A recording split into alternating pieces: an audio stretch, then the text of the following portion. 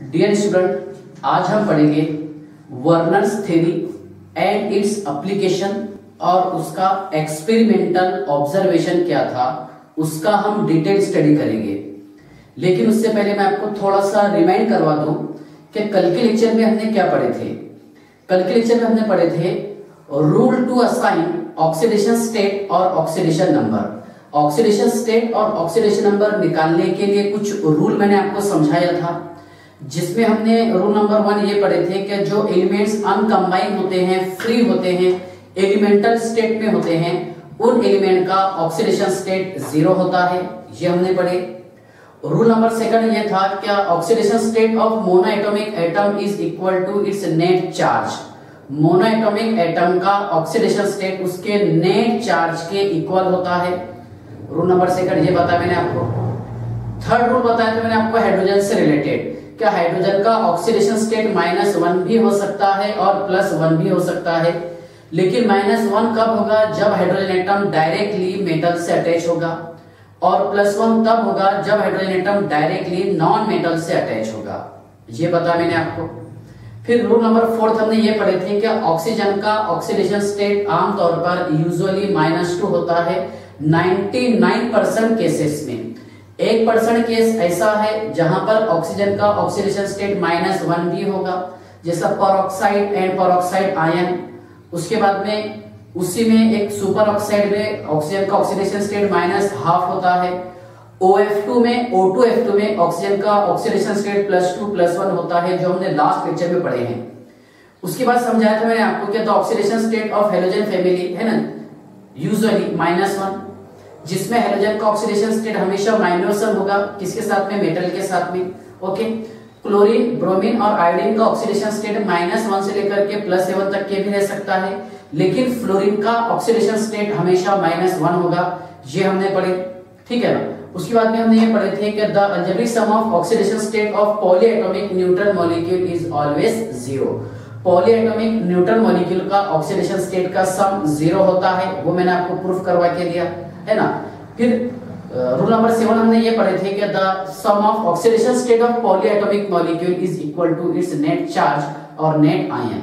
ये हमने पढ़े। और लास्ट रूल ये था कि the oxidation state of alkali and alkaline earth metal +1 +2 respectively. ये हमने पढ़े, बराबर है। फिर मैं आपको कुछ एग्जांपल बताया था, जिसमें कोऑर्डिनेशन कंपाउंड की भी एग्जांपल बताया था कि उन एलिमेंट मतलब वहां पर मेटल का ऑक्सीडेशन स्टेट हम कैसे निकालेंगे। ऐसे कुछ 4-5 एग्जांपल में और ले लेता हूं, फिर हम स्टार्ट करेंगे वर्नर्स थ्योरी। ओके, देखिए एग्जांपल नंबर 1, COEn/3 और Cl3। ध्यान से देखिएगा, COEn/3 और Cl3। देखिए बेटा, यहां पर ये न्यूट्रल लिगेंड है, यहां पर आपको कोबाल्ट का ऑक्सीडेशन स्टेट निकालना है। En न्यूट्रल लिगेंड है और न्यूट्रल लिगेंड का ऑक्सीडेशन स्टेट 0 होगा, जो मैं आपको कल के लेक्चर में बताया हूं। En होगा इथिलीन डायअमाइन। इथिलीन डायअमाइन, इसको हम ऐसा लिखते हैं CH2 bond NH2 CH2 bond NH2। Okay, ethylene diamine. Okay. Chlorine का ऑक्सीडेशन स्टेट कितना रहेगा सर? क्लोरीन का ऑक्सीडेशन स्टेट -1 होता है ना, 3 × -1 है ना। और ये कॉम्प्लेक्स का चार्ज कितना है? 0 है, तो हमने इक्वल टू 0 बता दिए। Okay, so CO-3 is equal to 0, so CO is equal to +3। इस तरह यहां पर हमने कोबाल्ट का ऑक्सीडेशन स्टेट निकाले हैं +3। कल का टॉपिक मैं रिमाइंड करवा रहा हूं कुछ और एग्जांपल लेकर के।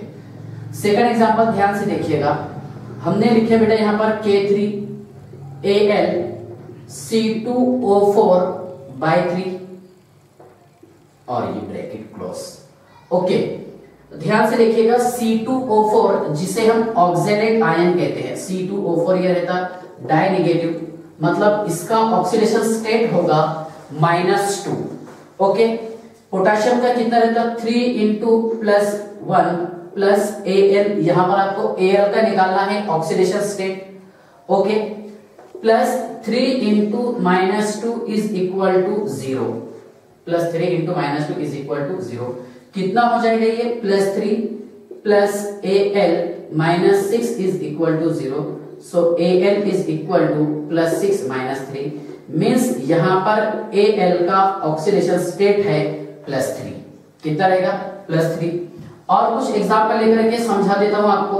K4 okay NiCN/4 okay K4 NiCN/4।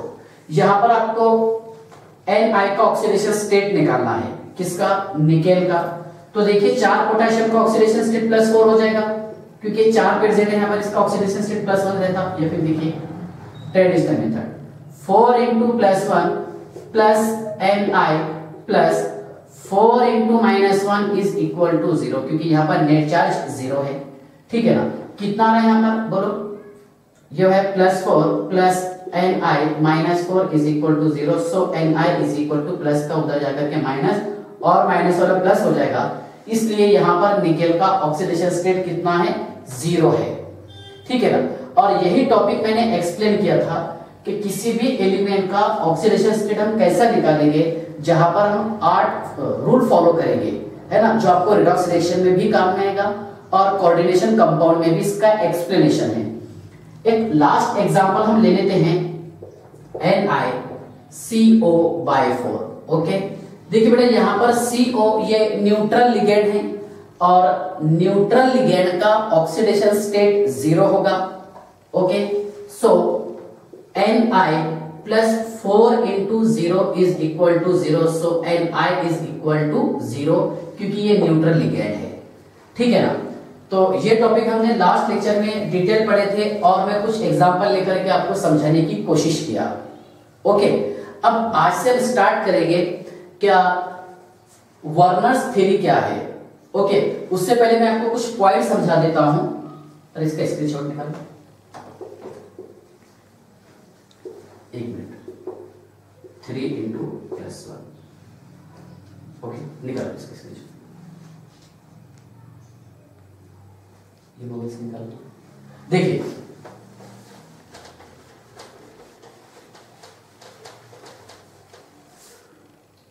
चलिए ध्यान से देखिए,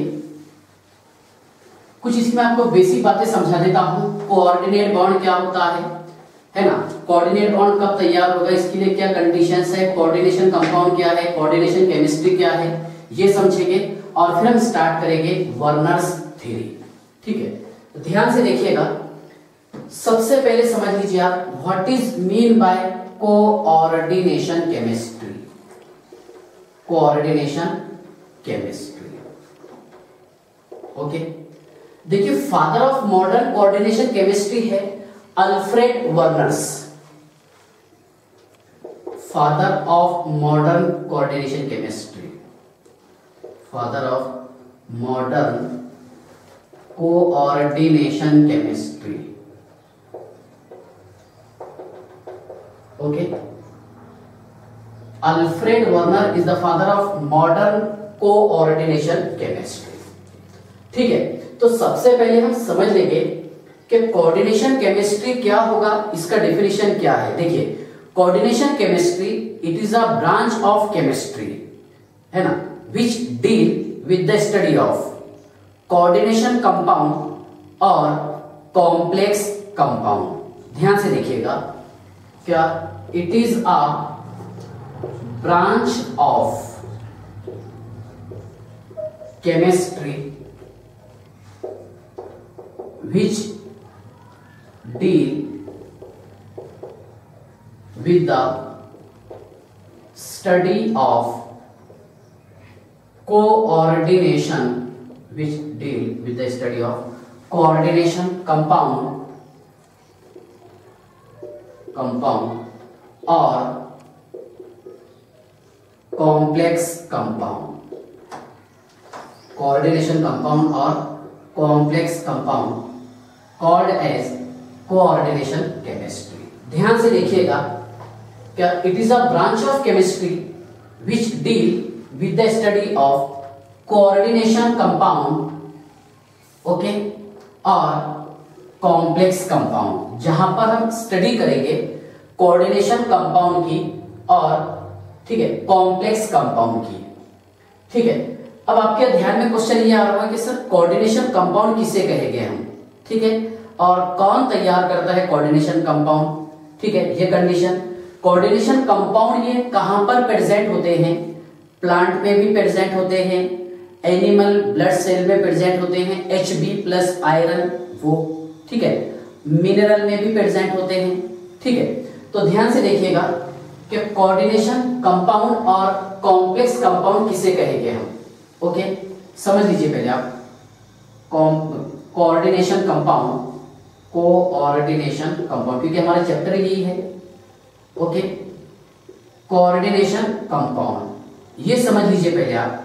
मैं यहां पर एक एग्जांपल लिखा हूं CONH3/6 और ब्रैकेट के बाहर लिखा हूं मैंने Cl3।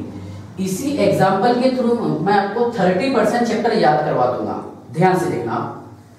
CONH3/6 और Cl3, ठीक है ना। तो यहां पर ये जो आपको CO दिखाई दे रहा है बेटा, ये रहेगा मेटल, क्या रहेगा, metal, okay, M for metal. अब इस स्क्वायर ब्रैकेट के अंदर जो आपको दिखाई दे रहा है ना, NH3 कितने 6 है सर यहां पर, ये रहेगा लिगेंड, ध्यान से देखिएगा लिगेंड। और इसके ब्रैकेट के बाहर जो आपको दिखाई दे रहा, चाहे तो लेफ्ट साइड में होने दो या फिर राइट साइड में होने दो। देखो अगर हम लेफ्ट साइड में लेंगे K4FeCN/6 ये वाला, ठीक है। ये जो आपको दिखाई दे रहा इसे कहेंगे हम काउंटर आयन, इसको बोलेंगे काउंटर आयन, ओके। ये है काउंटर आयन, ये रहेगा मेटल और ये है लिगेंड, ठीक है। काउंटर आयन, मेटल और लिगेंड, ठीक है। अब कोऑर्डिनेशन कंपाउंड किसको बताएंगे आप, देखिए क्या ऐसा कंपाउंड जिसमें सेंट्रल मेटल एटम, ये आपको दिखाई दे रहा, सेंट्रल मेटल एटम और सेंट्रल मेटल आयन, एक तो आप इसको मेटल बता सकते हैं या फिर सेंट्रल मेटल आयन, बराबर है। सेंट्रल मेटल एटम और सेंट्रल मेटल आयन ये सराउंड रहेगा नेगेटिव और न्यूट्रल आयन के, किसके, नेगेटिव और न्यूट्रल आयन के, उसे कहेंगे हम कोऑर्डिनेशन कंपाउंड। इन शॉर्ट ऐसा बोल सकते हैं हम कि ऐसे कंपाउंड जो मेटल और लिगेंड पर डिपेंड हो, है ना, the compound containing metal and ligand. इसके अराउंड में जो बता रहे हैं हम आपको, एक तो ये लिगेंड हो सकता है, बराबर है, और लिगेंड में भी पॉजिटिव, नेगेटिव और न्यूट्रल, है ना। लिगेंड पॉजिटिव भी हो सकते हैं, नेगेटिव भी हो सकते हैं और न्यूट्रल भी हो सकते हैं। लेकिन इसका जो पहला बेसिक डेफिनेशन था उसमें ये बताया था इसने कि सेंट्रल मेटल एटम और सेंट्रल मेटल आयन के अराउंड में, है ना, क्या रहेगा, नेगेटिव और न्यूट्रल आयन। मतलब उस समय उस वक्त उसको पता नहीं था कि लिगेंड में भी पॉजिटिव, लिगेंड जो है पॉजिटिव भी हो सकते हैं। तो coordination compound means the compound containing, समझ लीजिए आप पहले, the compound containing, okay, the compound containing central metal atom means CMA, okay, central metal atom और central metal ion means CMI। ऐसे कंपाउंड जो सेंट्रल मेटल आयन पर depend हो, है ना, उसी का आगे ध्यान से देखिएगा, the compound containing central metal atom और central metal ion surrounded by neutral, okay, और negative ion called as coordination compound. लेकिन मैं आपको यह बोल सकता हूं कि न्यूट्रल हो सकते हैं, नेगेटिव हो सकते हैं और पॉजिटिव भी हो सकते हैं, बराबर है ना, क्योंकि लिगेंड में भी पॉजिटिव, नेगेटिव और न्यूट्रल तीनों भी हो सकते हैं। इसलिए देखिए थोड़ा सा मॉडिफाई कर दिया इसको कि यहां पर हमने पॉजिटिव लगा दिए, ओके। तो the compound containing central metal atom और central metal ion surrounded by, okay, surrounded by neutral positive और नेगेटिव आयन और मॉलिक्यूल कर सकते हैं, आयन और molecule, called as coordination compound. तो शॉर्ट में आप ऐसा बोल सकते हैं कि कोऑर्डिनेशन कंपाउंड में मेटल भी होगा और लिगेंड भी होगा, है ना। मींस ऐसे कंपाउंड जो मेटल और लिगेंड पर डिपेंड हो, है ना, उससे बोलेंगे हम कोऑर्डिनेशन कंपाउंड। ठीक है, अब कोऑर्डिनेशन कंपाउंड कौन तैयार करते हैं? तो कोऑर्डिनेशन कंपाउंड तैयार करते हैं transition series elements as well as non transition series element.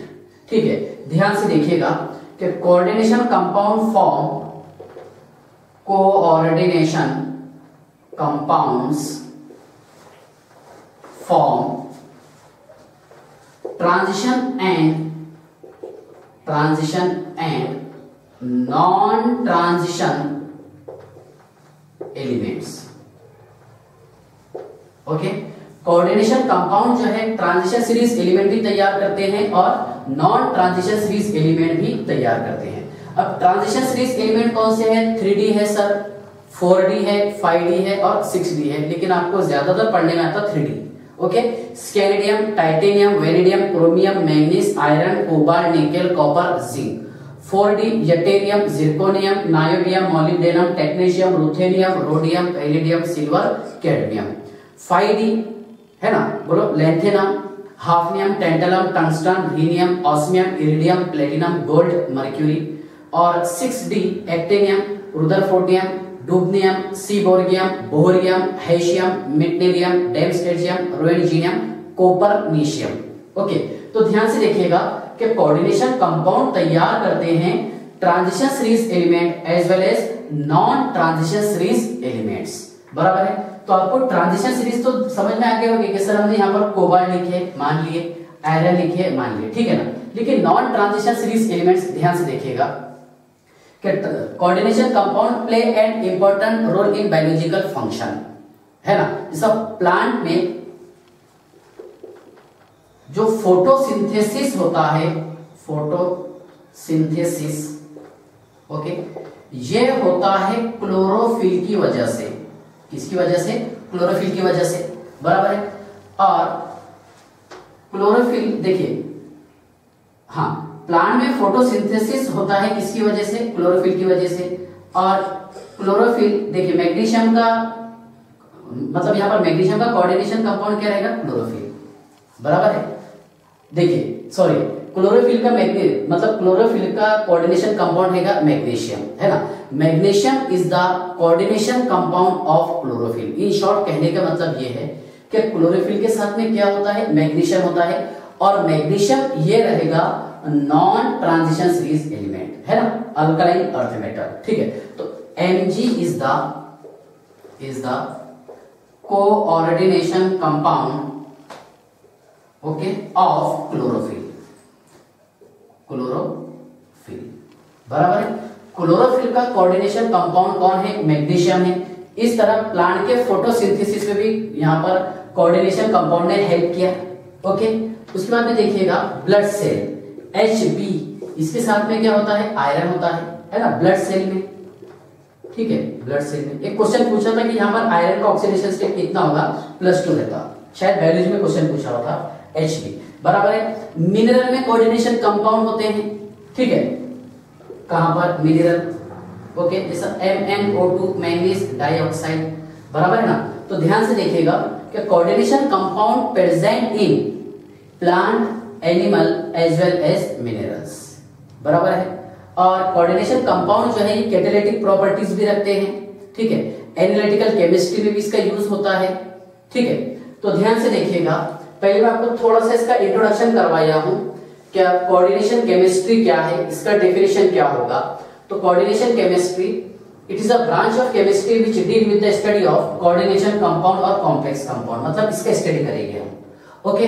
Coordination compound किसको बताया हमने? देखिए, the compound containing central metal atom means CNA और central metal ion surrounded by neutral positive और नेगेटिव आयन और molecule called as coordination compound, ठीक है ना।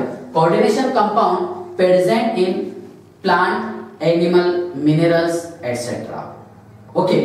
Next, transition series element and non transition series elements form coordination compound. Transition series element भी coordination compound तैयार करते हैं और नॉन ट्रांजिशन सीरीज एलिमेंट्स भी कोऑर्डिनेशन कंपाउंड तैयार करते हैं। ओके, चलिए अब इसका स्क्रीनशॉट निकाल लीजिए।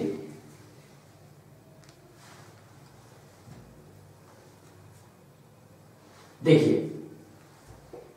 पेज 3 पर आ जाते हैं। हाँ, अब नेक्स्ट टॉपिक है, इंपॉर्टेंट टॉपिक है, दैट इज वर्नर्स थ्योरी। ठीक है, अब वर्नर्स थ्योरी की कोशिश हम ये करेंगे कि आपको ये क्लास में ही याद हो जाए।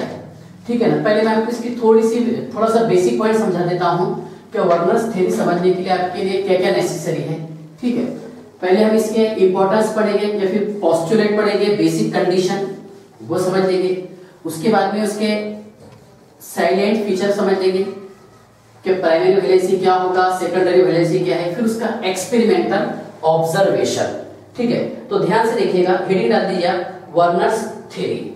ठीक है, देखिए वर्नर्स थ्योरी इसलिए बताया था क्या हर मेटल आयन दो टाइप्स का वैलेंसी रखता है, जो एक प्राइमरी वैलेंसी होगा और सेकंड रहेगा secondary valency. Every metal ion satisfied both type of valency. हर मेटल आयन दोनों टाइप की वैलेंसी को सेटिस्फाइड करता है, ये सेकंड पॉइंट। थर्ड पॉइंट ये है कि secondary valency are fixed in their position, है ना। सेकेंडरी वैलेंसी इसकी पोजीशन में हमेशा फिक्स रहेगी और secondary valency are fixed in, है ना, नंबर, है ना, और उसी के साथ साथ secondary valency fixed in space. ठीक है, तो ये टॉपिक मैं आपको समझाने वाला हूं, ध्यान से देखिएगा। वर्नर्स थ्योरी क्या है उसके बेसिक पोस्टुलेट समझ लेंगे हम। वर्नर्स थ्योरी, वर्नर्स थ्योरी इसके पोस्टुलेट हम समझ लेते हैं। अब मैं कोशिश ये करने वाला हूं कि पोस्टुलेट आपको एक छोटी सी एग्जांपल के थ्रू पूरे समझ में आ जाना चाहिए। ठीक है, और यही एग्जांपल के थ्रू इसकी सिग्निफिकेंस, साइलेंट फीचर क्या क्या है, ऑक्सीडेशन स्टेट, ऑक्सीडेशन नंबर कैसे निकालेंगे हम और कोऑर्डिनेशन नंबर कैसे निकालेंगे। देखिए मैं आपको बताया हूं क्या इस एग्जांपल के थ्रू हम कोशिश करेंगे कि हमारे 30% चैप्टर हम समझ लें एक ही एग्जांपल के थ्रू। देखिए CONH3/6 और Cl3, CONH3/6 और Cl3।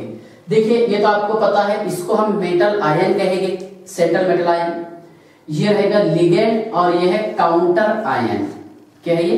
Counter ion. ठीक है ना, मैं थोड़ा सा नई स्टाइल में ड्रॉ करने की कोशिश करता हूं, ध्यान से देखिएगा। Counter ion, central metal ion, है ना, प्राइमरी वैलेंसी क्या है, सेकेंडरी वैलेंसी क्या है, ये हम समझेंगे। ठीक है, CONH3/6 और Cl3 बराबर है ना। तो देखिए मैंने यहां पर क्या किया हूं, क्या NH3 कितने पेड़ जाने इसमें? 6 है सर, 2 3 4 5 6। ओके, ये first NH3, second NH3, third NH3, fourth NH3, 5 NH3, 6 NH3। कितने NH3? 6। और रिंग के बाहर बताया मैंने ये एक Cl, ध्यान से देखिएगा, ये सेकंड वाला Cl, ओके, और ये थर्ड Cl। आप जहां बताना चाहे बता सकते हैं, नो डाउट, नो प्रॉब्लम। ठीक है ना। देखिए ये जो आपको रिंग के बाहर दिखाई दे रहा, जिसको हमने डॉटेड लाइन से रिप्रेजेंट किए, ठीक है ना, ये रहेगा प्राइमरी वैलेंसी। ध्यान से देखिएगा, प्राइमरी वैलेंसी। ओके, और जो आपको रिंग के अंदर दिखाई दे रहा ये वाला टॉपिक, ये NH3 सॉलिड लाइन से, है ना, ये रहेगा सेकेंडरी वैलेंसी। ध्यान से देखिएगा, सेकेंडरी वैलेंसी। ठीक है, अब वर्नर्स थ्योरी के बेसिक कंडीशन क्या है, पोस्टुलेट क्या है, समझ लीजिए आप। देखिए ये है कोऑर्डिनेशन कंपाउंड। ठीक है, कोऑर्डिनेशन कंपाउंड में यहां पर ये रहेगा सेंट्रल मेटल एटम और सेंट्रल मेटल आयन। ठीक है, ये रहेगा लिगेंड। अभी मैं इसका नाम नहीं बताया क्योंकि लिगेंड आगे टॉपिक आएगा स्पेशल। ठीक है, मतलब देखिए जो ब्रैकेट के अंदर है ना, जिसको हम कोऑर्डिनेशन स्फीयर बताते हैं, जो ब्रैकेट के अंदर है हमने उसको रिंग के अंदर रखा, और जो ब्रैकेट के बाहर है उसको हमने रिंग के बाहर बताया। ये रहेगा प्राइमरी वैलेंसी और जो रिंग के अंदर है वो है सेकेंडरी वैलेंसी। और आपको ये पता है यह है सेंट्रल मेटल एटम और सेंट्रल मेटल आयन, CMI और CMA, सेंट्रल मेटल एटम और सेंट्रल मेटल आयन। तो ध्यान से देखिएगा कि इसका पोस्टुलेट नंबर 1 क्या है। इन coordination compound every metal ion exhibit both type of valency, that is primary valency and secondary valency। मतलब वर्नर्स के हिसाब से क्या हर मेटल आयन 2 टाइप की वैलेंसी रखता है। नंबर 1 है इसमें प्राइमरी वैलेंसी और सेकंड वाला रहेगा सेकेंडरी वैलेंसी। ठीक है, ध्यान से देखिएगा। Number 1, in coordination compound, in coordination compound, okay, every metal ion, every metal ion exhibit both type of valency, that is primary valency, and secondary valency। ध्यान से देखिएगा कि अकॉर्डिंग टू वर्नर्स के मुताबिक, वर्नर्स के अनुसार हर मेटल आयन 2 टाइप की वैलेंसी बताता है। इसमें नंबर 1 है प्राइमरी वैलेंसी और सेकंड वाला रहेगा सेकेंडरी वैलेंसी। ठीक है ना, ये होगा first point. Second, every metal ion satisfied both type of valency, हर मेटल आयन दोनों टाइप की वैलेंसी को सेटिस्फाइड करता है। ठीक है ना, देखिए every metal ion satisfied both types of valency, both types of valency, हर मेटल आयन दोनों टाइप की वैलेंसी को है ना सेटिस्फाइड करता है। मतलब कौन कौन सी, primary valency as well as secondary valency. ध्यान से देखिएगा। ठीक है, थर्ड पॉइंट ये है, समझ लीजिए आप कि secondary valency are fixed in their number and position. Secondary valency के नंबर में कभी भी कोई चेंजेस नहीं होगा, जो हम और आगे पढ़ेंगे एक्सपेरिमेंटल ऑब्जर्वेशन में, कि यहां पर आप देख के बता सकते हैं कि सर यहां पर सेकेंडरी वैलेंसी 6 है तो हमेशा 6 रहेगी, इसमें कोई चेंजेस नहीं होगा। ठीक है, तो ध्यान से देखिएगा कि secondary valency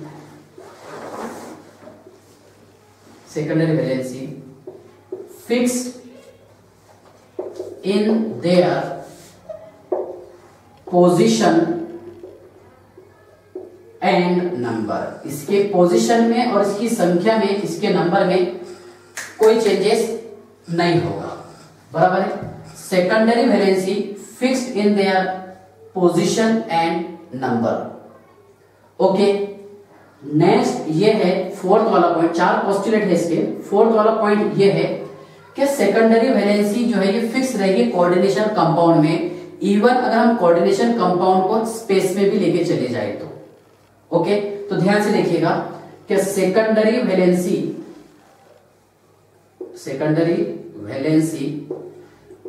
fixed in space.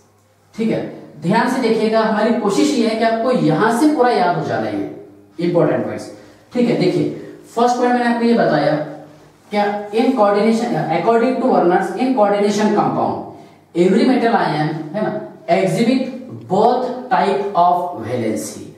Werner के अनुसार हर मेटल आयन 2 टाइप की वैलेंसी एग्जिबिट करता है, शो करता है। कौन कौन सी, प्राइमरी वैलेंसी और सेकेंडरी वैलेंसी। ये होगा फर्स्ट पॉइंट। सेकंड पॉइंट ये है क्या, every metal ion satisfied both type of valency, हर मेटल आयन दोनों टाइप की वैलेंसी को सेटिस्फाइड भी करता है। ये दूसरा पॉइंट। ओके, तीसरा पॉइंट यह है कि सेकेंडरी वैलेंसी इसके नंबर में और पोजीशन में फिक्स होती है, उसमें कोई चेंजेस नहीं होगा। जैसे जहां पर इसका सेकेंडरी वैलेंसी 6 है तो 6 ही रहेगा, इसमें कोई चेंजेस नहीं होगा। ओके, और लास्ट वाला पॉइंट ये है कि secondary valency fixed in there okay space. Secondary valency ये स्पेस में भी फिक्स्ड होती है। ओके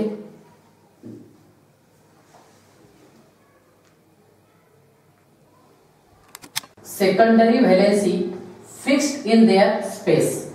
तो ध्यान से देखिएगा, वर्नर्स थ्योरी है ना, इन coordination compound every metal ion exhibit both type of valency, that is primary valency and secondary valency. ये समझा मैंने आपको। सेकंड पॉइंट ये है कि एवरी मेटल आयन सेटिस्फाइड है ना, मतलब ये दोनों वैलेंसी को सेटिस्फाई करता है मेटल आयन। थर्ड पॉइंट क्या, सेकेंडरी वैलेंसी फिक्स्ड होगी इसके नंबर में और पोजीशन में, उसमें कभी चेंजेस नहीं होगा। और सेकेंडरी वैलेंसी इवन स्पेस में भी फिक्स्ड होती है। ठीक है ना। तो ये थे पोस्टुलेट ऑफ वर्नर्स थ्योरी। इसका स्क्रीनशॉट निकाल लीजिए, पेज नंबर 3। हाँ देखिए, अब नेक्स्ट पॉइंट ध्यान से देखिएगा। क्या इसके साइलेंट फीचर क्या है, किसके, वर्नर्स थ्योरी के। प्राइमरी वैलेंसी का काम क्या रहेगा, सेकेंडरी वैलेंसी का काम क्या होता है, ये मैं डिटेल एक्सप्लेन करूंगा। ठीक है, देखिए CONH3/6 और आउट ऑफ ब्रैकेट था Cl3। ठीक है ना। देखिए आप इसके साइलेंट फीचर। ओके, पहले हम बात करते हैं, डिटेल स्टडी करते हैं किसकी, प्राइमरी वैलेंसी की। बराबर है। प्राइमरी वैलेंसी का काम क्या होगा, प्राइमरी वैलेंसी नेगेटिव होगी क्या पॉजिटिव होगी, है ना, इस पर चार्ज कौन सा आएगा, क्या रहेगा, ये मेटल आयन का ऑक्सीडेशन नंबर बताता है क्या कोऑर्डिनेशन नंबर बताता है। पहले हम डिटेल स्टडी करेंगे प्राइमरी वैलेंसी की और बाद में फिर डिटेल स्टडी करेंगे सेकेंडरी वैलेंसी की। तो ध्यान से देखिएगा, फर्स्ट है इसमें प्राइमरी वैलेंसी। प्राइमरी वैलेंसी, ठीक है, इसको मैं रोमन में फर्स्ट डाल दिया, primary valency. Primary valency is also called as ionisable sphere. Primary valency को हम आयोनाइजेबल स्फीयर भी कहते हैं। क्यों बोलेंगे, क्या बोलेंगे, एक्सपेरिमेंटल ऑब्जर्वेशन में आपको समझाता। ठीक है ना। ये रहेगा non directional sphere,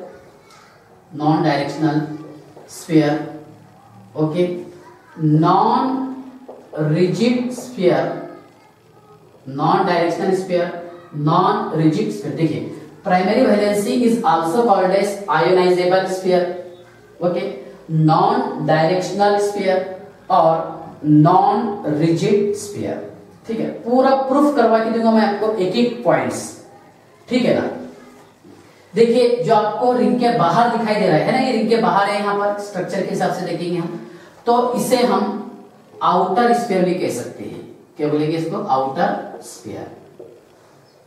okay, primary valency के नाम ध्यान से देखिएगा, primary valency, ionisable sphere, non directional sphere, okay, उसके बाद में नॉन रिजिड स्फीयर, ओके, उसी के साथ साथ आउटर स्फीयर, है ना, represented by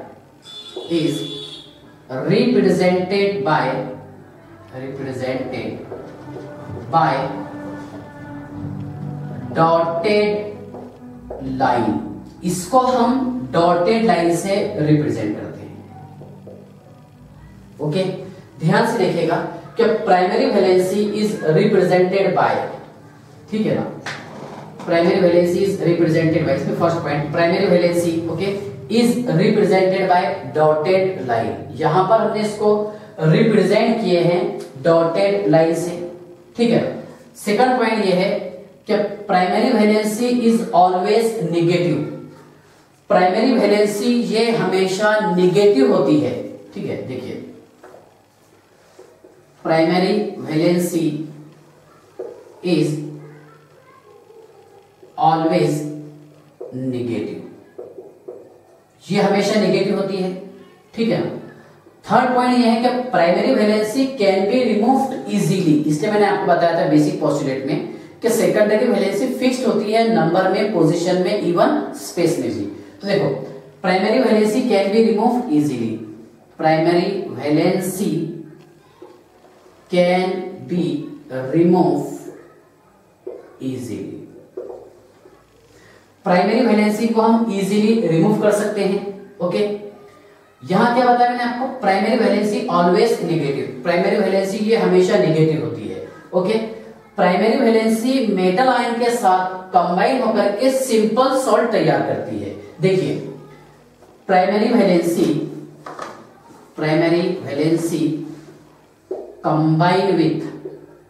combine with central metal atom और central metal ion to form simple salt. Primary valency central metal ion के साथ कंबाइन होकर के सिंपल सॉल्ट तैयार करती है। फॉर एग्जांपल देखिए, ये प्लेटिनम, कोबाल्ट, कॉपर, Ag है ना, हैज प्राइमरी वैलेंसी। ओके, इसका प्राइमरी वैलेंसी है 4, 3, 2, 1 रिस्पेक्टिवली। ध्यान से देखिएगा, इसका प्राइमरी वैलेंसी रिस्पेक्ट में है, प्लेटिनम का 4 है, कोबाल्ट का 3 है, कॉपर का 2 है, सिल्वर का 1 है। So it forms salt. तो ध्यान से देखिएगा, ये सिंपल सॉल्ट कैसा तैयार करेगा। ओके, यहां पर आप 4 Cl जोड़ दो, 4 प्राइमरी वैलेंसी है तो ओके, कोबाल्ट की 3 है, COCl3, ओके, कॉपर की 2 है, CuCl2, सिल्वर की 1 है तो AgCl। इसने तैयार कर दिया यहां पर सिंपल सॉल्ट। ओके, तो ध्यान से देखिएगा कि primary valency represented by dotted line. Okay, it is primary valency is always negative, primary valency हमेशा क्या होती है, नेगेटिव होती है। तीसरा पॉइंट ये है कि primary valency can be removed easily, primary valency को हम इजीली रिमूव कर सकते हैं। ओके, उसके बाद में primary valency combine with central metal atom और central metal ion. Primary valency central metal atom और सेंट्रल मेटल आयन के साथ कंबाइन होकर के सिंपल सॉल्ट तैयार करता है। फॉर एग्जांपल PtCOCuAg है ना, इसका प्राइमरी वैलेंसी है 4, 3, 2, 1 तो ये सॉल्ट बनाएगा PtCl4, COCl3, CuCl2, AgCl बराबर है। नेक्स्ट पॉइंट ध्यान से देखिएगा कि primary valency shows oxidation number of metal ion. Primary valency metal ion का क्या शो करता है, ऑक्सीडेशन नंबर, बराबर है। ध्यान से देखिएगा, primary valency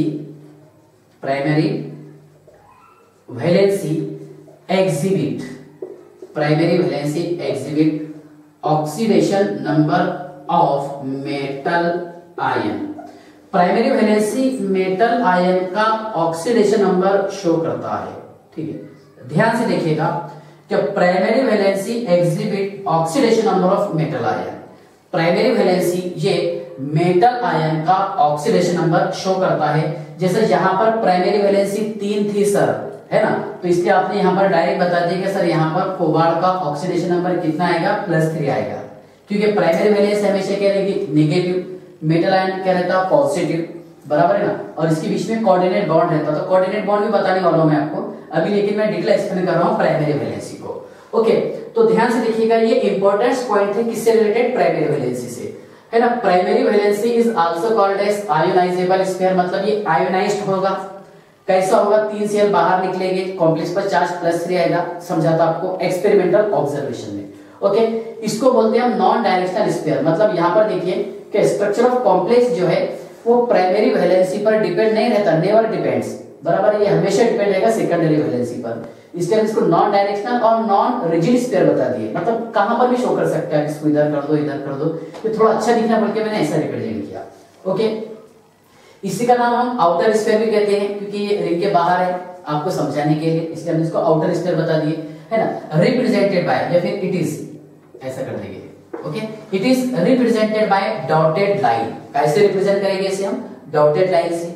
okay, primary valency is always negative, primary valency हमेशा क्या रहेगा, नेगेटिव रहेगा सर।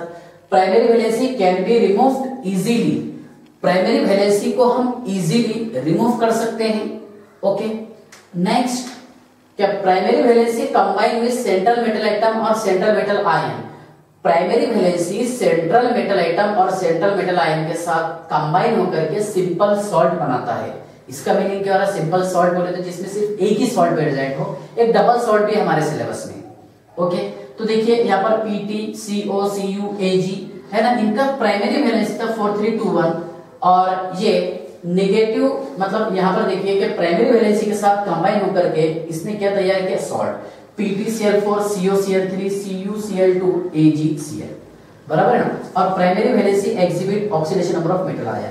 नेक्स्ट पॉइंट ये है क्या प्राइमरी वैलेंसी है dual nature, may be dual nature ऐसे हो सकते हैं। Primary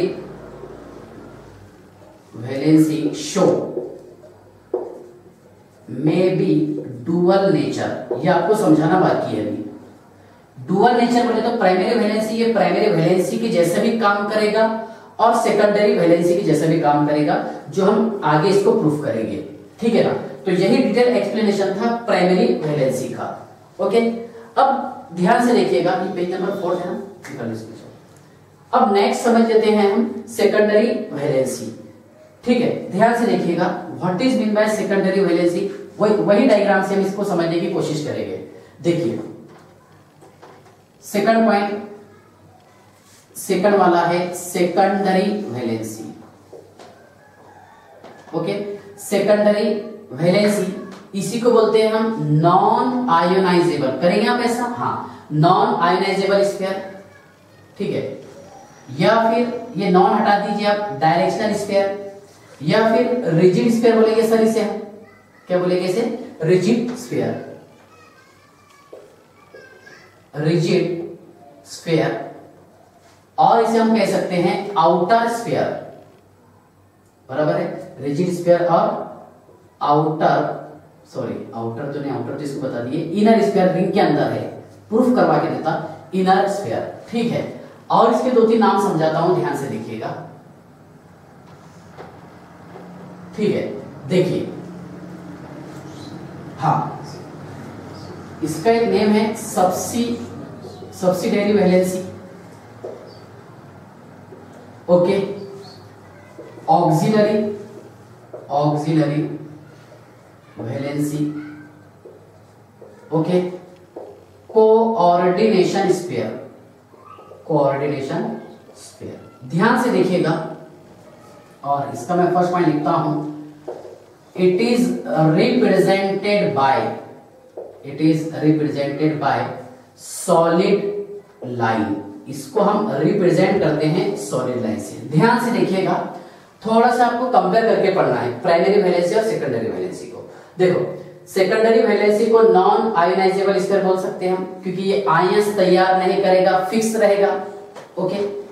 non directional sphere, rigid sphere, okay, inner sphere क्योंकि रिंग के अंदर आपको दिखाई दे रहा, okay, subsidiary valency, auxiliary valency, coordination sphere, है ना। It is represented bye solid line, इससे हम रिप्रेजेंट करते हैं सॉलिड लाइन से, ओके। देखिए यहां पर मैंने आपको क्या बताया था प्राइमरी वैलेंसी, लेकिन प्राइमरी वैलेंसी ऑलवेज नेगेटिव, लेकिन यहां पर ध्यान से देखिएगा कि सेकेंडरी वैलेंसी में बी नेगेटिव और न्यूट्रल। सेकेंडरी वैलेंसी ये नेगेटिव भी हो सकता है बोलिए और न्यूट्रल भी हो सकता है, लेकिन मैं ये बोलूंगा आपको क्या ये नेगेटिव हो सकता है, न्यूट्रल हो सकता है, इवन पॉजिटिव हो सकता है, जो आपको आगे पढ़ने में आएगा। सेकेंडरी वैलेंसी में भी पॉजिटिव, नेगेटिव और न्यूट्रल, ठीक है, याद कर लेना, ओके। नेक्स्ट यहां पर देखिए कि primary valency can be remove easily, लेकिन सेकेंडरी वैलेंसी को आप इजीली रिमूव नहीं कर सकते। Secondary valency can not B, है ना, can not be removed easily. Secondary valency को हम इजीली रिमूव नहीं कर सकते, ध्यान से देखिएगा। Secondary valency can not be remove easily, ठीक है ना, या फिर ऐसे लिख सकते हैं secondary valency can not be remove, okay, क्योंकि वो फिक्स रहती है स्पेस में भी और पोजीशन में, नंबर में, ओके। ध्यान से देखिएगा, अब इसे मैं एक्सप्लेन करता हूं डिटेल। क्या primary valency represented by solid line, ये आपके सामने प्रूफ है और सही है कि प्राइमरी वैलेंसी को हम रिप्रेजेंट करते हैं सॉलिड लाइन से, ओके। सेकंड पॉइंट क्या, secondary valency represented by solid line, वो प्राइमरी तो हो गया, वो डॉटेड लाइन था। सेकंड वाला देखिए कि सेकेंडरी वैलेंसी में बी नेगेटिव, न्यूट्रल और पॉजिटिव। सेकेंडरी वैलेंसी ये नेगेटिव भी हो सकता है, न्यूट्रल भी हो सकता है और पॉजिटिव भी हो सकता है। थर्ड वाला पॉइंट ये कि secondary valency can not be remove, इसे हम रिमूव नहीं कर सकते, ठीक है ना। फोर्थ वाला पॉइंट ध्यान से देखिएगा, इसे हमने इनर स्क्वायर बता दी, ओके। हाँ, next point, the structure of complex depends upon secondary valency, ये इंपॉर्टेंट पॉइंट है। देखिए, the structure of complex, the structure of complex, okay, depends upon, the structure of complex depends upon secondary valency, the structure of complex depends upon secondary valency. Complex का structure ये secondary valency पर depend होता है, okay. अगर metal ion में है ना secondary valency Sb, secondary valency 4 हो और 6 हो, 4 अगर हो तो इसका स्ट्रक्चर होगा टेट्राहेड्रल या फिर स्क्वायर प्लेनर। अगर कोऑर्डिनेशन कंपाउंड में मेटल आयन का सेकेंडरी वैलेंसी 4 हो तो स्ट्रक्चर रहेगा उसका टेट्राहेड्रल या फिर स्क्वायर प्लेनर। कैसा रहेगा, क्या रहेगा, हम डिटेल पढ़ने वाले हैं, ओके।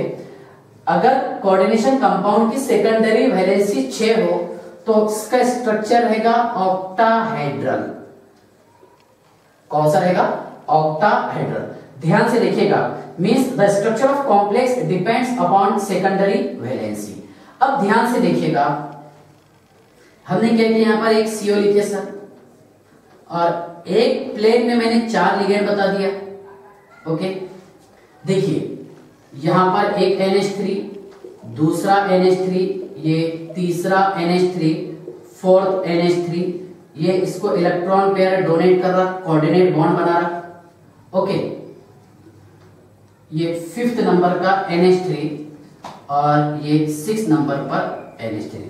ध्यान से देखिए, क्लियर दिख रहा है क्या, तो NH3 वाला देखिए ये एक ही प्लेन में है, बराबर है, और एक NH3 ऊपर से हमने ला करके ऐड कर दिए और एक नीचे से, है ना। इस ज्योमेट्री को बताते हैं हम ऑक्टाहेड्रल ज्योमेट्री, है ना, जिसमें देखिए 8 ट्रायंगल फेसेस होते हैं, 8 ट्रायंगल फेसेस। आपने देखिए ना बुक में डायग्राम दिया हुआ होगा, तो उसमें 8 ट्रायंगल ड्रॉ करके बताया, मतलब ट्रायंगल के कितने फेसेस हो गए, 8, ओके। तो ध्यान से देखिएगा कि the structure of complex depends upon secondary valency, है ना। कॉम्प्लेक्स का स्ट्रक्चर जो है ये काय पर डिपेंड होता है, सेकेंडरी वैलेंसी पर। अगर कोऑर्डिनेशन कंपाउंड में सेकेंडरी वैलेंसी 4 हो तो स्ट्रक्चर होगा टेट्राहेड्रल या फिर स्क्वायर प्लेनर, और अगर सेकेंडरी वैलेंसी 6 हो तो स्ट्रक्चर रहेगा ऑक्टाहेड्रल, जो आपके सामने ये प्रूफ है ना। ये स्ट्रक्चर रहेगा ऑक्टाहेड्रल। देखिए ऑक्टाहेड्रल कैसा होता है, आमतौर पर मैं आपको समझा देता हूं, ठीक है। मान लीजिए कि ये प्लेन है, इसमें 4 लिगेंड एक ही प्लेन में प्रेजेंट है। यहां पर प्रेजेंट है मेटल आयन सेंटर में, यहां से एक लिगेंड लगा दिया हमने, दूसरा लिगेंड ऐसा लगा दिए, तीसरा लिगेंड, 4 लिगेंड एक प्लेन में जो आपको दिखाई दे रहा है ना। और एक लिगेंड हमने ऊपर से डाल दिए और एक लिगेंड नीचे से, बराबर है ना। मतलब कितने लिगेंड अटैच है, 6 लिगेंड अटैच है। स्ट्रक्चर ये तैयार करेगा ऑक्टाहेड्रल। ऑक्टाहेड्रल कैसा, ये 4 प्लेन में 4 लिगेंड, ओके, एक ऊपर से और एक नीचे से, ये ज्योमेट्री तैयार हो जाएगा ऑक्टाहेड्रल, है ना। और इसमें 8 ट्रायंगल फेसेस होते हैं, कितने, 8 ट्रायंगल फेसेस, ठीक है। अब देखिए इसके बाद में एक इंपॉर्टेंट पॉइंट ये समझाना है, क्या सेकेंडरी वैलेंसी से हम मेटल आयन का कोऑर्डिनेशन नंबर निकाल सकते हैं, बराबर है। इसीलिए तो हम इसको कोऑर्डिनेशन स्फीयर बोले ना। Secondary valency is also called as coordination sphere. क्यों बोले हमने इसको कोऑर्डिनेशन स्फीयर, क्योंकि इसके थ्रू हम मेटल आयन का, बराबर है, कोऑर्डिनेशन नंबर निकाल सकते हैं। मतलब यहाँ पर एक NH3 ने इसको एक इलेक्ट्रॉन पेयर डोनेट किया, 6 NH3 6 इलेक्ट्रॉन पेयर डोनेट करके कोऑर्डिनेट बॉन्ड बनाते हैं, ओके। तो ध्यान से देखिएगा, क्या secondary valency, secondary valency, okay, show coordination number of metal ion. Okay, तो यहां पर कोबाल्ट का कोऑर्डिनेशन नंबर कितना रहेगा? Cn 6 रहेगा सर। क्यों? क्योंकि यहां पर एक अमोनिया एक इलेक्ट्रॉन पेयर डोनेट कर रहा, 2 अमोनिया 2 इलेक्ट्रॉन पेयर डोनेट करेगा, 3 अमोनिया 3 इलेक्ट्रॉन पेयर डोनेट करेगा, 4 अमोनिया 4, 5 अमोनिया 5, 6 अमोनिया 6, 6 अमोनिया 6, बराबर है। तो यहाँ पर 6 अमोनिया मॉलिक्यूल अटैच थे जिसने इलेक्ट्रॉन पेयर डोनेट करके इसके साथ में बॉन्ड तैयार किया, और ये बॉन्ड रहेगा कोऑर्डिनेट बॉन्ड। अभी मैं जस्ट एक्सप्लेन कर देता हूं कि what is mean by coordinate bond, ठीक है ना। तो सेकेंडरी वैलेंसी शो है ना, क्या एग्जिबिट करेंगे? Coordination number of metal ion, बराबर है ना। तो ध्यान से देखिएगा, अभी हमने एक्सप्लेन किए हैं सेकेंडरी वैलेंसी का डिटेल पॉइंट्स, है ना। सेकेंडरी वैलेंसी के बहुत सारे नाम रेफरेंस बुक से समझाया मैं आपको। क्या? नॉन आयोनाइजेबल स्फीयर, है ना, डायरेक्शनल स्फीयर। अच्छा, डायरेक्शनल क्यों? क्योंकि स्ट्रक्चर ऑफ कॉम्प्लेक्स जो है ये सेकेंडरी वैलेंसी पर डिपेंड होता है, मतलब डायरेक्शन बताएगा कॉम्प्लेक्स का स्ट्रक्चर कौन सा होगा। और इसका नेम है rigid sphere, inner sphere, subsidiary valency, okay, auxiliary valency, coordination sphere. It is represented bye solid line. Okay, चलिए हमने इसको सॉलिड लाइन से रिप्रेजेंट कर दिया। अच्छा, यहाँ पर और एक आपको चीज बताने की थी कि इसमें प्राइमरी वैलेंसी कितनी है? 3 है। तो देखिए प्राइमरी वैलेंसी ऐसे बता देना, एक डॉट, ओके, सेकंड डॉट, ये थर्ड डॉट, प्राइमरी वैलेंसी, बराबर है ना। तो ध्यान से देखिएगा, सेकेंडरी वैलेंसी में भी नेगेटिव, न्यूट्रल और positive. Secondary valency can not be removed easily. Next है the structure of complex depends upon secondary valency. Complex का स्ट्रक्चर ये सेकेंडरी वैलेंसी पर डिपेंड होता है। ओके, अगर सेकेंडरी वैलेंसी 4 हो तो स्ट्रक्चर का कॉम्प्लेक्स तो मतलब यहाँ पर देखिए कि स्ट्रक्चर कौन सा रहेगा, इसका टेट्राहेड्रल हो सकता है या फिर स्क्वायर प्लेनर। डिफरेंस बताने वाला हूं आपको, ठीक है ना। उसके बाद में देखिएगा, अगर कोऑर्डिनेशन नंबर 6 हो, है ना, सेकेंडरी वैलेंसी 6 हो तो स्ट्रक्चर कौन सा रहेगा? ऑक्टाहेड्रल, और ये है ऑक्टाहेड्रल ज्योमेट्री, बराबर है। तो ध्यान से देखिएगा, इसमें मैं डिटेल एक्सप्लेन किया हूं। अच्छा, सेकेंडरी वैलेंसी से क्या निकाल सकते हैं? Coordination number of metal ion, ठीक है। देखिए, अब मैं प्राइमरी वैलेंसी तो एक्सप्लेन कर दिया, सेकेंडरी वैलेंसी एक्सप्लेन कर दिया हूं। मैं आपको समझा देता हूं कोऑर्डिनेट बॉन्ड किसे कहते हैं। इसका स्क्रीनशॉट निकालना, 6 है पेज नंबर 6, हाँ, ओके। चलिए देखिए, कोऑर्डिनेट बॉन्ड किसे कहते हैं, और कोऑर्डिनेशन कंपाउंड में मेटल और लिगेंड के बीच में कोऑर्डिनेट बॉन्ड होता है, ठीक है। तो थोड़ा सा हम डिस्कस कर लेते हैं कोऑर्डिनेट बॉन्ड क्या है, ठीक है। ध्यान से देखिएगा, what is mean by coordinate bond, ठीक है।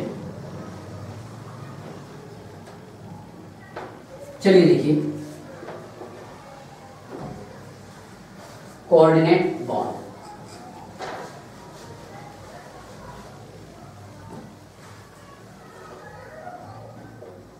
देखिए ये कोवेलेंट बॉन्ड का एक टाइप है, कोऑर्डिनेट बॉन्ड, ठीक है। मान लीजिए यहां पर एक ये ए एटम है और एक ये बी एटम है, ठीक है। ध्यान से देखना, यहां पर इसके आउटर मोस्ट शेल में 8 इलेक्ट्रॉन है, ओके, और इसके आउटर मोस्ट शेल में 6 इलेक्ट्रॉन, बराबर है। अब यहां पर ए क्या करेगा? बी को इलेक्ट्रॉन डोनेट कर देगा। जब ये बी को इलेक्ट्रॉन के पेयर डोनेट करेगा तो यहां पर तो बॉन्ड तैयार होगा, है ना। अगर यहां पर एक इलेक्ट्रॉन बी का रहता और एक इलेक्ट्रॉन ए का रहता तो वो कोवेलेंट बॉन्ड होता था। कौन सा बॉन्ड होता था? Covalent bond. लेकिन यहां पर ए ही पूरे इलेक्ट्रॉन, मतलब इलेक्ट्रॉन के पेयर डोनेट कर रहा है, किसको? बी को, है ना। डोनेट करके ये इस तरह बॉन्ड बना रहा, ए बॉन्ड बी। इसको हम ऐसा एरो से रिप्रेजेंट करते हैं। अब इलेक्ट्रॉन किसने दिया? तो ए ने डोनेट कर दिया, है ना। किसको दिया? बी को। तो ध्यान से देखिएगा, ये जो एरो बताया मैंने, ये बॉन्ड है और ये कोऑर्डिनेट बॉन्ड है। कौन सा बॉन्ड है? Coordinate bond. इसमें आपको थोड़ा सा एक टॉपिक भी समझा देता हूं, NH3 और BF3 के एग्जांपल लेकर के। तो ध्यान से देखिएगा, यहां पर क्या हुआ? क्या ए ने इलेक्ट्रॉन पेयर कंप्लीट ट्रांसफर किया, किस पर? बी पर, है ना। जब बी को इसने इलेक्ट्रॉन डोनेट किया तो यहाँ पर बी का भी ऑक्टेट कंप्लीट हो गए। हाँ सर, हो गए। 2 4 6 8, है ना, 2 4 6 8। ओके, ध्यान से देखिएगा, और यहाँ पर ए का भी ऑक्टेट कंप्लीट हो गया। लेकिन देखिए यहाँ पर कंप्लीट इलेक्ट्रॉन पेयर ट्रांसफर किया है ए ने, किसको ट्रांसफर किया, बी को, बराबर है। मतलब ऐसा बॉन्ड जो इलेक्ट्रॉन के ट्रांसफर होने से, मतलब इलेक्ट्रॉन पेयर ट्रांसफर होने से तैयार होता है, कहां से कहां, one atom to another atom, है ना। तो उस बॉन्ड को बताएंगे हम कोऑर्डिनेट बॉन्ड, ठीक है। ध्यान से देखिएगा, क्या the bond which is formed by complete, okay, transfer of electron pair, complete transfer of electron pair from one atom to another, okay, called as coordinate bond. Coordinate bond means the bond which is formed by complete transfer of electron pair, है ना, from one atom to another, called as coordinate bond. यहां पर क्या हुआ, देखिए कि इसने electron pair इसको डोनेट कर दिया, बराबर है। ए ने इलेक्ट्रॉन पेयर डोनेट किया बी को। जो सब्सटेंस इलेक्ट्रॉन पेयर डोनेट करेगा उसे कहते हैं हम लेविस बेस, ओके, क्या रहेगा, लेविस बेस। और जो सब्सटेंस इलेक्ट्रॉन पेयर एक्सेप्ट करेगा उसे कहेंगे हम लेविस एसिड। तो ये रहेगा Lb और ये है La, Lewis acid, Lewis base. ऐसा ही सेम कंसेप्ट है कि लिगेंड मेटल आयन को electron pair donate, ligand metal ion को इलेक्ट्रॉन पेयर डोनेट करके कोऑर्डिनेट बॉन्ड तैयार करता है। तो कहने का मतलब यह है कि लिगेंड और मेटल आयन के बीच में कोऑर्डिनेट बॉन्ड होता है, बराबर ना। तो ये लिगेंड किसका काम करेगा सर, ये काम करेगा लेविस बेस का, और मेटल आयन पहली बार आपने सुना होगा कि इलेक्ट्रॉन पेयर ले रहा, बराबर है, ये काम करेगा लेविस एसिड का, है ना। तो हर कोऑर्डिनेशन कंपाउंड में लिगेंड जो है मेटल आयन को इलेक्ट्रॉन की पेयर डोनेट करता है, बराबर है। In every metal ion ligand donate electron pair to the metal ion and form coordinate bond, बराबर है। हर कोऑर्डिनेशन कंपाउंड में लिगेंड मेटल आयन को इलेक्ट्रॉन की पेयर डोनेट करके कोऑर्डिनेट बॉन्ड तैयार करता है। जैसे एक एग्जांपल बता दूं आपको, फेमस वाला टॉपिक NH3 आपने सुना होगा, अमोनिया, 3 बॉन्ड तैयार किया इसने और यहाँ पर एक lone pair of electron present है, ठीक है। और BF3, एक F, सेकंड F और ये थर्ड F।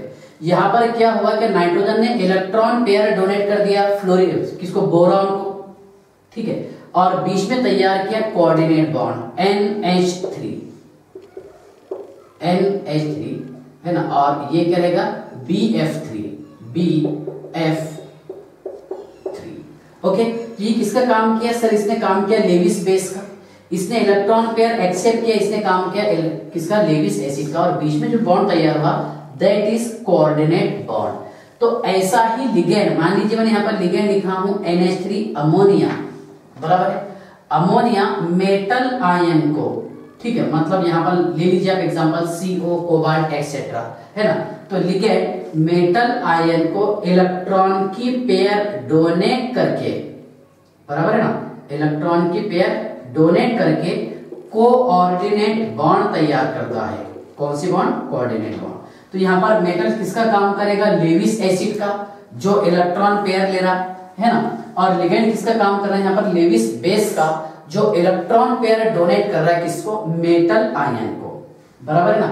कोऑर्डिनेट बॉन्ड समझ गया, ठीक है। The bond which is form by the, है ना, complete transfer of electron pair from one atom to another atom, बराबर है। ऐसा बॉन्ड जो इलेक्ट्रॉन पेयर के ट्रांसफर होने से तैयार होता है उसे हम कोऑर्डिनेट बॉन्ड कहते हैं, ठीक है ना। अब जो इलेक्ट्रॉन देगा, सिंपल सी बात है, इस पर पॉजिटिव चार्ज, जो इलेक्ट्रॉन एक्सेप्ट करता है उस पर नेगेटिव चार्ज आता, ओके।